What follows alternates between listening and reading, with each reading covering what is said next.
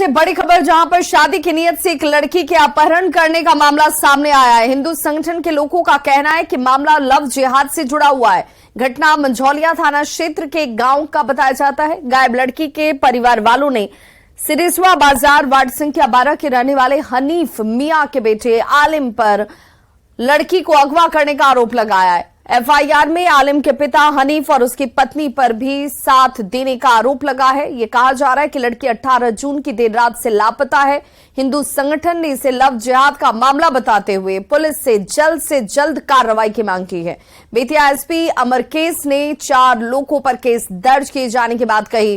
वहीं एसपी ने कहा है कि आरोपी आलिम और उसके परिवार के लोग फरार हैं। लापता लड़की की तलाश जारी है। मामला ये बा जो हमारा बेटी के 4 दिन से भगा के ले गल बा। जब तक हमार लड़की नहीं आई तब तक हम कुछ कर सकत नहीं अपने जीव के। हमारा शर्म से हम घर में सब औरत नहीं की। पुलिस लोग के लगा जैला पर पुलिस कोनो सुनवाई नहीं लोग कर। मामला यह बा कि हमारा गांव के लड़का बा मुसलमान और हमारा लड़की के बाला फुसला के शादी करे के चक्कर में ओकरा के लेके भाग गई बा। अब ये थी बा कि हमरा कहीं दिक्कत ना हो जाए, लव जिहाद कौन मामला ना हो जाए। अब ये डर बाटे कि कहीं हो गए तो हमारा लड़की के लिया दे लोग। यह हमारा इथी बा, शुक्रिया बा। हिंदू एक लड़की है जिसका उम्र 13-14 वर्ष है और एक मुस्लिम युवक है जिसका नाम आलम है। उसका उम्र लगभग 19 से 20 वर्ष है। वो लड़की को बहला फुसला कर अपने साथ शादी के लिप से वो लेकर भाग गया है, जिससे हम सभी को ये डर सता रहा है कि वो लव जिहाद में लड़की फंस न जाए। सुपौल से बड़ी खबर, जहां निर्मली रेलवे स्टेशन के पास हादसे का शिकार हुए 2 मजदूरों का रेस्क्यू कर लिया गया है। आपको बता दें कि निर्मली स्टेशन के पास बने रेल विभाग के पुराने बिल्डिंग को मजदूर तोड़कर मलबा हटा रहे थे और इसी दौरान मलबा गिरने से 2 मजदूर मिट्टी में ही दब गए।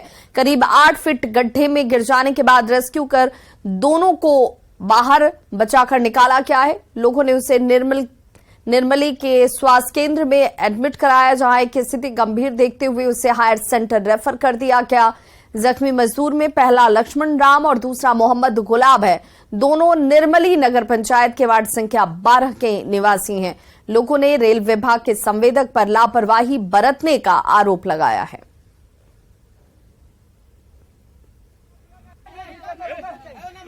आराम से एक आदमी को और रेलवे वाला मकान जो टूट रहा है उसी को उखाड़ रहे थे। हम लोग लेबर मजदूर है, वही धंसना गिर गया देह पर, पूरा देह जपा गया, केवल मुंडी निकला हुआ था, कोर के निकाला गया। दूसरा का मुंडी भी नहीं दिख रहा था। दूसरा का मुंडी भी नहीं दिख रहा था, हल्का दिखाई रहा था, मुंडी हल्का दिखाई रहा था। घटना के बारे में जब सुने हैं तो दौड़ के आए यहाँ पे। तो जब रेलवे का जो काम देख रहे हैं पूरा ही गैर जिम्मेदाराना काम है ना। वो सेफ्टी के साथ काम करना चाहिए था और रेलवे की इस गैर जिम्मेदारी से 2 व्यक्ति की जान जा सकती थी। जबकि जो प्रत्यक्षदर्शी के हिसाब से जो सुन रहे हैं, एक की हालत गंभीर है। या ठेकेदार सब बोला है जो ऐसे जब काम के आने से पर जब बाजार मिलता है नहीं कोई मिलता है, आई लेकर गए थे सारा काम करता है, ठीक है, सुपर जब सब भाग गया तो बचेगा कैसे सब।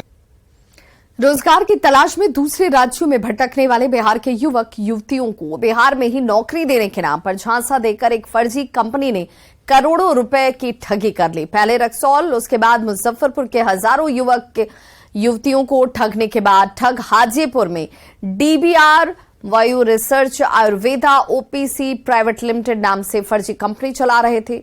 इसकी सूचना मिलते ही बड़ी संख्या में छात्र हाजीपुर पहुंचे और पुलिस ने कंपनी के ठिकानों पर छापेमारी की। छापेमारी में ठगी के मुख्य सरगना विजय कुशवाहा और मनीष सिन्हा फरार हो गए। इतना ही नहीं, कंपनी संचालकों पर यह भी आरोप है कि जो लड़कियां यहां पर आती हैं उनका अश्लील वीडियो बनाया जाता है और नौकरी का प्रलोभन देकर उनसे गलत काम भी करवाया जाता है। फिलहाल पुलिस अपराधियों को पकड़ने के लिए छापेमारी कर रही है।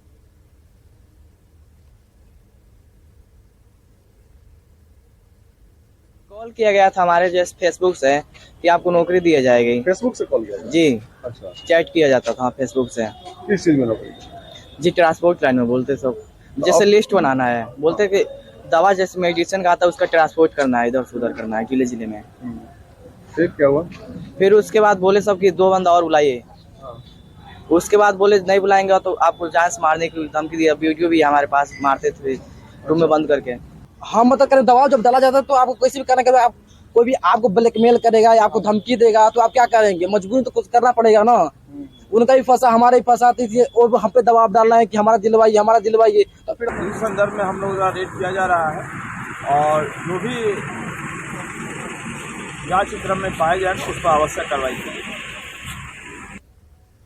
रोहतास से बड़ी खबर, जहां गोली मारकर किसान की हत्या कर दी गई है। किसान की हत्या से सनसनी मच गई। राघोर डेहरा गांव में गोली मारी गई है। सूर्यपुरा थाना इलाके की यह घटना और फिलहाल पुलिस इस मामले की जांच में जुट गई है।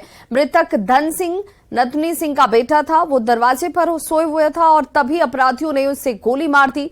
हत्या के पीछे कारण क्या है, इसका खुलासा अभी तक नहीं हो पाया। पुलिस अपनी जांच की बात कह रही है। राघोडीरा गांव में अज्ञात अपराधी ने 10 बजे रात में गोली मारकर फरार हो गए, हत्या कर दिया। सीमांचल में इन दिनों देश विरोधी गतिविधियों के लिए ये इलाका जो है वो सॉफ्ट टारगेट बनता हुआ नजर आ रहा है। इसी साल 17 मार्च को कटिहार पुलिस ने संदेहास्पद परिस्थितियों में फिनलैंड के एक नागरिक नासिक यूसुफ बजा को डिटेन किया था। आरोपी के पास से कुछ आपत्तिजनक देश विरोधी वीडियो और दस्तावेज बरामद हुए थे, जिसके बाद पुलिस ने इस मामले की जांच पड़ताल शुरू कर दी।